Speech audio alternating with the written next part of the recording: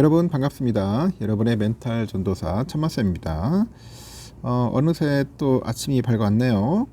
여러분과 함께 즐거운 마음으로 하루를 시작해 봅시다. 또 그래도 날은 춥습니다. 겨울이니까 감기 조심하시고 힘든 일이 많이 생기죠. 뭐 좋은 일도 있지만 힘든 일이 생겼을 때 이 사람들은 위로를 받고 싶어요. 위로를 받고 싶은데 어떻게 하면은 위로를 잘 줄 수 있을까도 한번 고민해 볼 필요가 있는 것 같아. 내가 가까운 사람한테 위로해 줄 때 어떻게 하면 위로를 잘할 수 있을지, 그리고 또 그 관련된 한번 이야기를 들려드릴게요. 위로에 대해서. 하여튼 똑같은 가게에 가더라도 이 사업을 하는 사람은 그 매장에 이 사업 구조가 먼저 보이고요. 음악을 하는 사람은 그 매장의 배경 음악이 먼저 들립니다. 이 사랑을 하는 사람은 그 매장에 함께 오고 싶은 사람이 먼저 생각나겠죠. 그래서 힘들고 안 좋은 일이 일어났다 해도 억지로라도 좋은 생각을 계속 떠올려야 하는 이유는 바로 이런 이유 때문입니다. 사람은 누구나 자기 마음속에 있는 것을 먼저 발견하게 된다는 거죠. 이 마음속에 슬픈 생각을 담아두면 모든 일이 슬프게 보여요. 그리고 마음속에 막 분노나 그 증오 이런 걸 담아두면 모든 일에 이제 화가 치밀죠. 화가. 그래서 행복하고 이 좋은 생각을 담아두면은 이 모든 일에서 행복과 즐거움을 발견할 수가 있습니다. 결국 내 마음에 들어있는 게 무엇인지에 따라서 내가 보고 듣고 느끼는 모든 것들이 변한다는 거죠.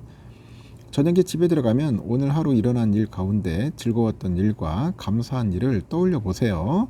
그러면 여러분의 내일 또한 즐겁고 행복한 일이 될 겁니다. 알겠죠? 하여튼 저는 그래 하루의 첫 시작과 마지막이 중요한 것 같습니다.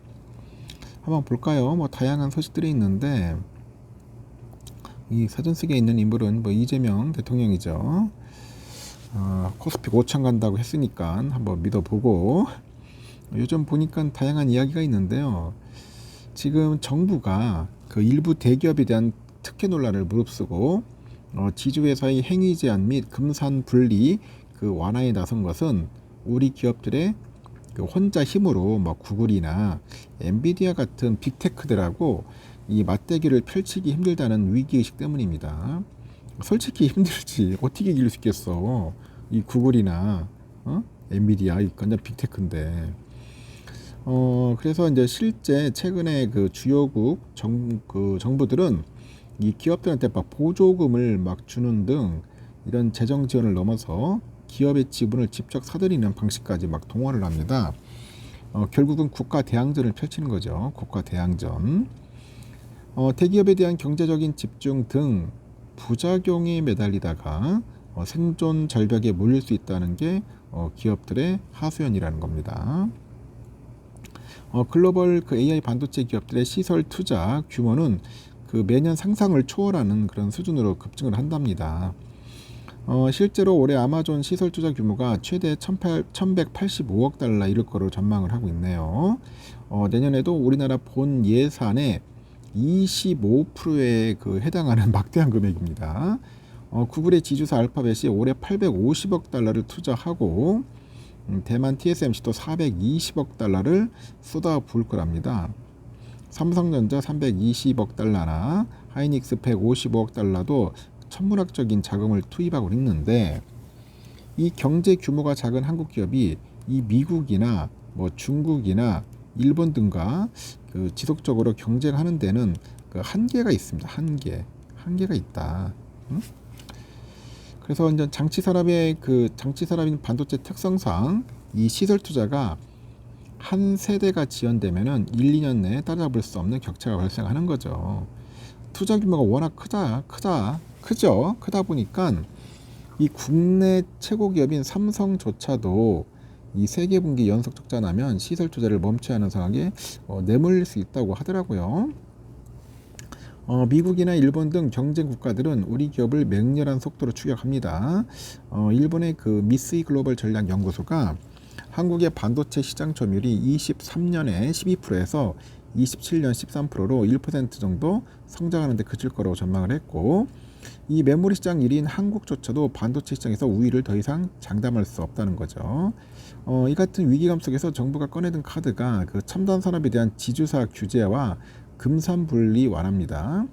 정부는 특히 지주사의 선자회사가 국내 자회사를 두려면 지분율 100% 보유하도록 한 규정을 한 50% 이상으로 완화할 것으로 알려져 있고, 이 지분을 규정을 100%에서 50% 낮추면은 선자회사는 그 신규 그 사업에서 자금 마련 부담이 절반으로 줄어들어요. 그래서 일반 지주회사가 금융리스회사를 보유하는 길도 열어줄 것으로 알려져 있고, 이를 위해서 금산 분리 원칙을 그 적용하는 방식에 일부 변화를 줄 것으로 관측이 됩니다. 그래서 규제가 완화되면은 값비싼 설비를 리스 형태로 써도 되고, 시간이 흐른 뒤에는 감가상각된 그런 가격으로 사들일 수 있다고 이야기를 하네요. 현재는 일반 지주사가 금융업을 영위하는 국내 회사의 주식을 소유할 수 없는데, 이를 외의적으로 허용하는 방안도 거론이 된답니다. 그래서 금융리스업이 표준산업 분류상 금융업으로 분류되다 보니까 일반 지주사가 리스업을 하는데 제약이 있다. 그러면서 이 지주사가 리스업을 하는데 무리가 없도록 관련 규제를 완화할 계획이라고 합니다. 재계는 이번 그 조치에 따라서 하이닉스를 선자 회사로 둔 그 SK그룹이 가장 큰 혜택을 볼 것으로 보네요. 그래서 하이닉스가 외부 투자를 받아서 그 증손 회사를 세운 뒤에 이 회사가 또 반도체 설비를 새로 투입한다거나 이 공장을 신설하면 SK 전체 투자 부담이 줄어드는 거죠. SK 입장에서 보면 그 설비 도입에 드는 비용을 일시에 지불하지 않아도 되죠. 그만큼 이 전보다는 재무 부담을 줄일 수 있는 겁니다. 다만 특정 기업에 대한 특혜 논란은 부담 요인이겠죠.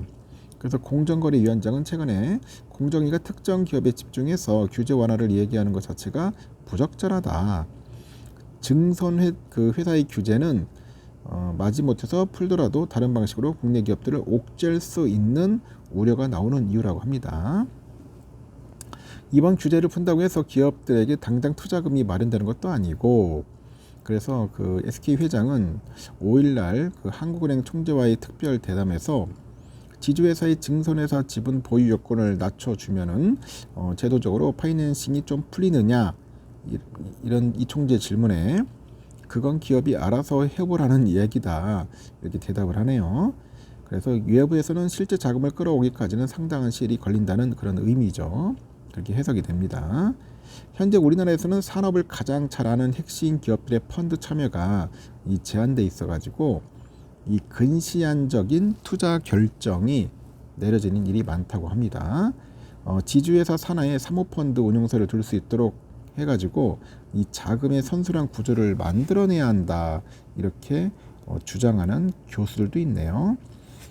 하여튼 참 힘듭니다. 일단 가장 중요한 게 자금이야, 자금. 이 투자 자금을 어떻게 해서 끌어모을 수 있을까?